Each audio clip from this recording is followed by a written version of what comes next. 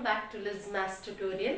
Today we are going to learn the continuation of the arithmetic progression chapter. Today we are going to learn a few examples and some exercise problems also. So let us start with today's class. Okay, let us see the problem. See here, the problem is given. A sum of rupees 1000 is invested. So how much the primary amount is invested? Here the 1000 rupees and invested at 8% of simple interest per year. Per year, how much interest you are getting here? The rate of interest is 8%. Every year you are getting. Got it? So what you have to calculate? Calculate the interest at the end of each year. Each year how much interest you are getting, that you have to calculate. Okay. Do these interests form an AP? The interest what you are calculating every year, whether it forms an AP, that's a question mark. Let us see what is that. So if it forms an AP, find the interest at the end of the 30 years making use of this fact. Got it? What you have to do? If it is forms an AP, you have to calculate the interest at the end of 30 years. For the 30 years, the n is equal to 30. For the number of 30 years, you have to calculate how much interest you are getting. Got it? So I hope you understood the question. See, here we have learned how to calculate the interest here. We know that formula called P into R into T divided by 100. The simple interest SI is equal to, isn't it? So we'll move on to the solution. See here, we know that to calculate the simple interest,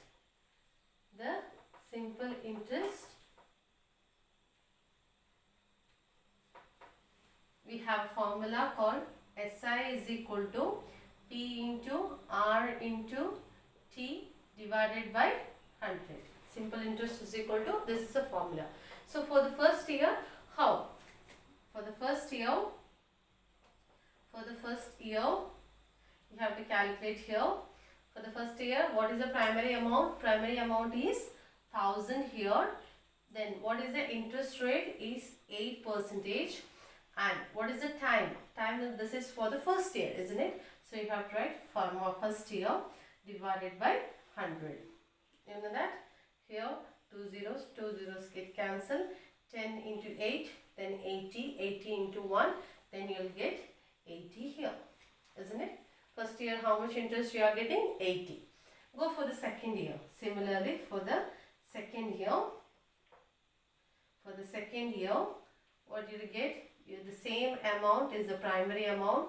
Here the 8 is the rate, and here time now is the second year, isn't it? So you have to write divided by 100. Now 20 cancels here. Now 10 8s are 80 plus 2 here. 80 into 2 here. 8 2s are 16. Am I right? 16, that is 160.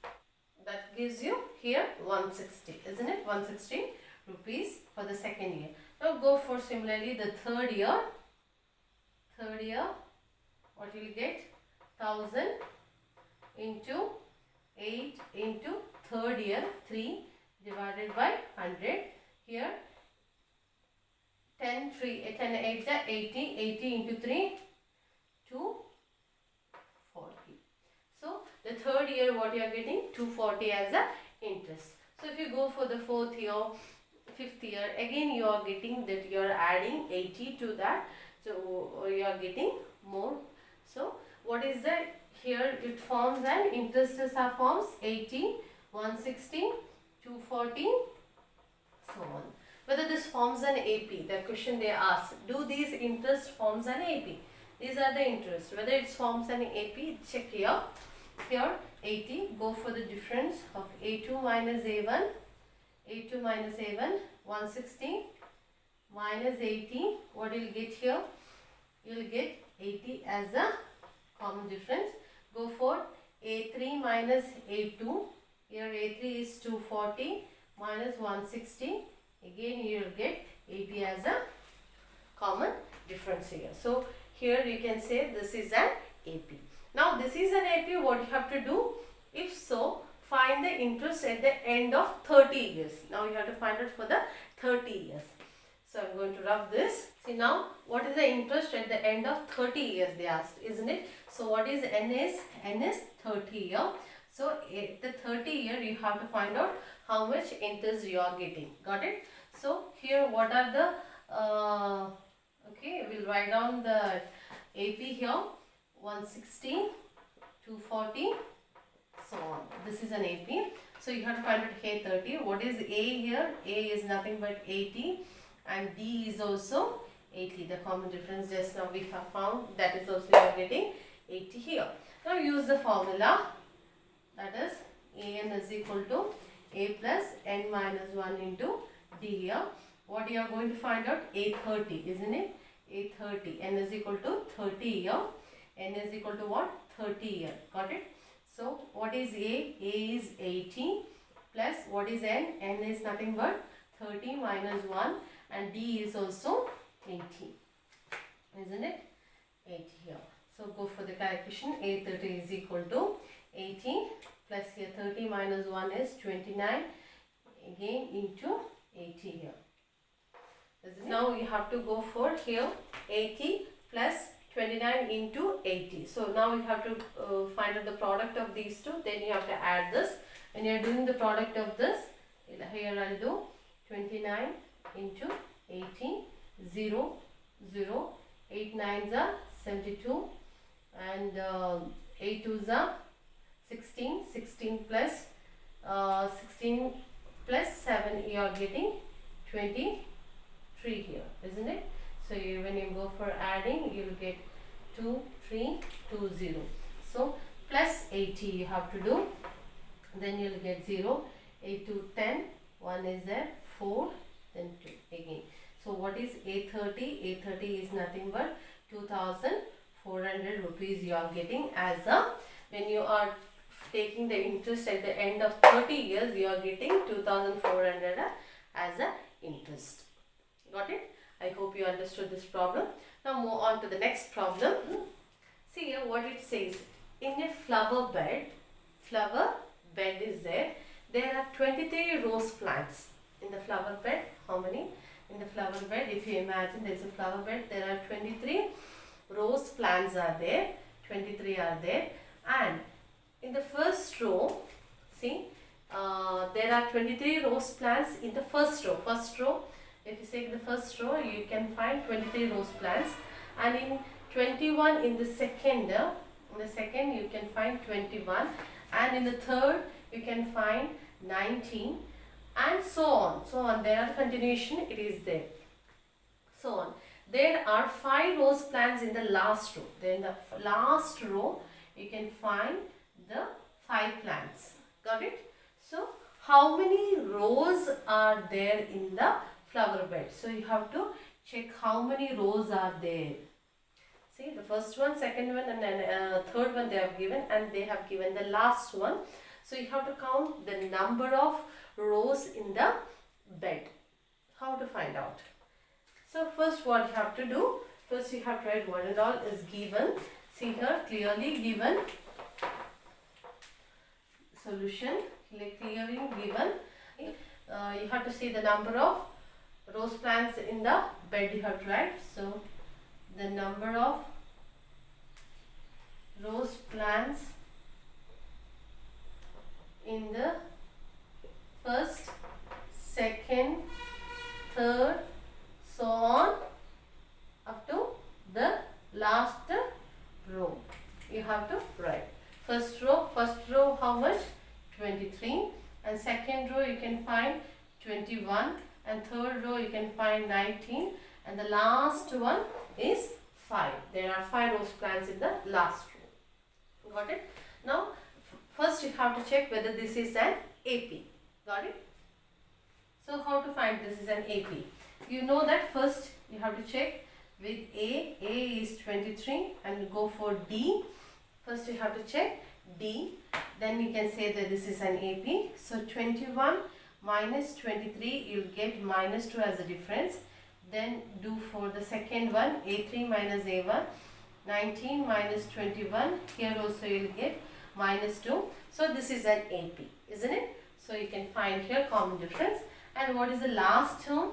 That is that you are getting AN is equal to 5 they have given.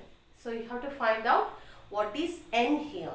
See, A1 is here 23, A2 is 21, A3 is 19, and A, how much the 5 is? AN is how much? That N is you have to find out here. I hope you understood. Now you have to use the same formula. AN is equal to A plus N minus 1 into D. So here the AN is given. AN is what? 5. What is A? A is 23 plus N is what? We don't know, that we have to write it as it is. D is minus 2. Now go for the simplification of this. 5. So now here 23. Here N minus 1 we can't do anything. So go for the multiplication of that. Minus into plus, minus 2n. Then minus into minus, plus 2 here. Now take the numerical term one side. Here plus 2, 23, here 25 you are getting. 25, here 5 minus 25 is equal to minus 2n.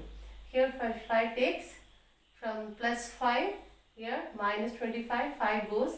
So here you will get minus 20 is equal to minus 2n. See, both the side minus, you will get it cancels it. So n is equal to what? 20 divided by 2.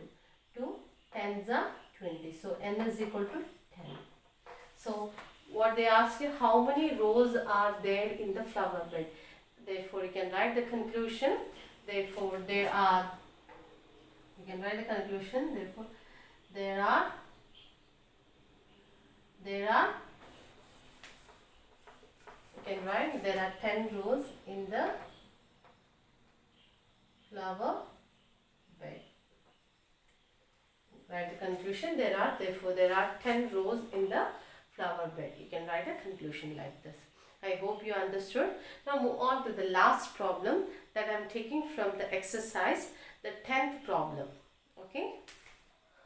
Okay, this is the exercise problem, exercise 1.2. The 10th problem I have taken here. Some of the students have asked regarding this doubt, so I explain it here now. See, what is the problem says? The 17th term of an AP exceeds its 10th term by 7. Got it? Find the common difference. See, the hint they have given here, they have not given the AP, but they have given the hint here. The 17th term. The 17th term means you go for writing the solution here. The 17th term means, you know that 17th term means how to write. That is nothing but A17. What is A17? I've told you, when you are using this formula, AN is equal to A plus N minus 1 into D. If you are using this formula, what you are getting here? That is nothing but A plus 16D, isn't it? If it is 17 here, 1 is less, that you write 16D, isn't it? So here the 17th term you can write it at A17 is equal to A plus 16D. Using this formula only we are doing. See here, in the place of N you are writing this 17, and here 17 minus 1 you are getting 16D. Hope you understood. Okay. Now see, the 17th term of an AP exceeds its 10th term. So we have to write the 10th term. 10th term means A10. That is nothing but A plus 9D. Using that formula we have to write A plus 9D. So A 17th term means you got, that is A plus 16D, and 10th term means A plus 9D. Got it? What the question says, the 17th term, that is means A17 term of an AP exceeds its 10th term by 7. See, this is equal to the 10th term, but the 10th term, it exceeds 7 here to be equal to this A17. Got it? See, try to understand. A17th term of an AP, this A17 exceeds its 10th term by 7. Its 10th term, you have to add 7, then these two are equal, this says. I hope you understood. The 17th term of an AP exceeds when it should be equal, when A10 is plus 7, it's equal. So now write down directly what is A17. A17 is nothing but A plus 16D, and what is A10? That is A plus 9D plus 7. Now take the term, common term together. Now I'll take the here A and A. Take this side, what will get? A plus 16D. Take this A and 9D to this side. Then you will get minus A minus 9D is equal to 7. A minus A, it cancels. 16D minus 9D, you will get 7D is equal to 7. So D is equal to 7 by 7. That gives D is equal to 1. Therefore, the common difference is, they asked you to find a common difference. Therefore, the common difference is D is equal to 1. I hope you understood. Very easy. The term you think is very important. The exceeds its 10th term by 7. So 10th term is exceeding by 7. That is equal to this 17th term. That you have to understand here. Then very easy to solve these types of problem. So I am going to wind up my today's class here. I hope you have understood today's class. So those who have not subscribed my channel, subscribe it, and there is a bell icon next to that. Enable that. That gives you a notification regarding my new upload videos. Hope you are doing fine. Have a nice day.